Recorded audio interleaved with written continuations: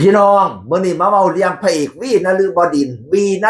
นแห่งหมอลำใจเกินร้อยบอยซิริชัยพี่น้องเอ๋ยก่อนหน้านี้เราก็อยู่กับนี่ละอยู่กับพระเอกบอยซิริชัยนี่ละพี่น้องเอ๋ยแล้วก็ไปพักยกรักษาสุขภาพไปใช้ชีวิตแบบสโลไลกับ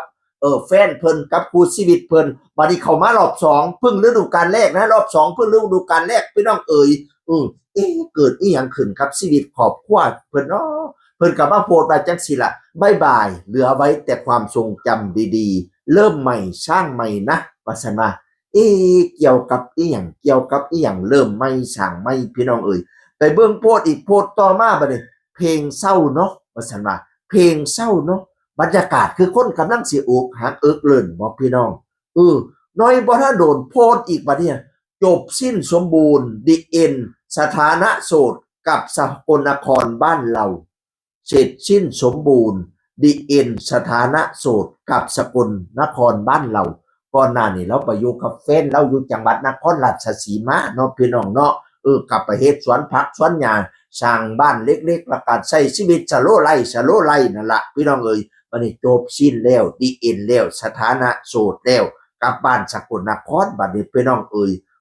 บัดนี้กับโพสต์อีกโพสต์นึงบัดนี้ดิ้นรนเพื่อตัวเองอยู่รอดไหนๆก็เกิดมาสู่แล้วต้องสู่ต่อไปขอแค่สุขภาพแข็งแรงก็หาเงินได้สบายขอบคุณทุกกำลังใจนะครับคืนนี้เจอกันอำเภอโพธิ์ไชยจังหวัด101พะนะว่าสู่ต่อไปเวลาเกิดมาแล้วก็ต้องสู่ละชีวิตคนเฮาขอให้แข็งแรงมีเหียมีแห้งหาเงินแล้วก็พ่อได้ใช้ได้ซอยอยู่ดอกรักษาสุขภาพเจ้าของนั่นคำเพ็งอีพอขอธรรมดาละเนาะชีวิตรักลังเทียมันก็ประสบความสำเร็จลังเทียมันก็ล้มเหลวพี่น้องเว้าพื้นชีวิตคู่เด้น่ะมีพบต้องมีจากมีพักเป็นธรรมดาสัพเพปิเยหิมนาปาวิภาโวนาภาโววินาภาโวแล้วต้องพัดภาคจากของรักของหวงเป็นธรรมดาพี่น้องบ่มีผู้ใดสิบ่ได้พัดภาคกันดอกภาคบ่จากมื้อนี้มื้อหน้าก็สิได้จากคือเก่าบ่จากเป็นกระจากตายถือสบาทำบุญกันมากซ้ำนี้เนาะใช้นิ่งใช้เน็ตมาฮอดนี่มันชัดตัดจุดพูดเลยเดี๋ยวบ่ไปต่อเด้สิเฮ็ดว่าจังไดน่ะสิว่าจังไดนั่นน่ะก็นั่นละสู้ต่อไปคือความตัวว่าล่ะชีวิตเฮายังอยู่ต้องสู้ต่อไปเป็นกำลังใจให้เด้อสู้ๆเด้ออยู่กับบอยสิริชัยนี่แหละอยู่ตั้งแต่รุ่นบุกเบิกพู้นเด้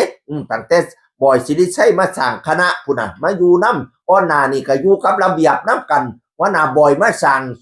อันใจเกินร้อยพี่บอยมาสร้างใจเกินร้อยก็มาอยู่กับพี่บอยอยู่ต้องหลายฟ้าลาปีแล้วก็ไปพักยกรักษาสุขภาพด้วยแล้วก็อยู่กับแฟนด้วยบัดนี้ก็มาอยู่รอบสองครับเป็นกำลังใจให้เด้อพระเอกวีนฤบดินทร์พี่น้องสู้ทำจิตทำใจซะบาลาลูกนี่กว้างต่อกว้างมันบ่แคบซ้ำใบขามคนงามๆใช่มีแต่เขาผู้เดียวพุ่นน่ะแม่ก็บ่รู้หรอกว่ามีปัญหาหยังกันบาลาเฮ็ดใจให้เข้มแข็ง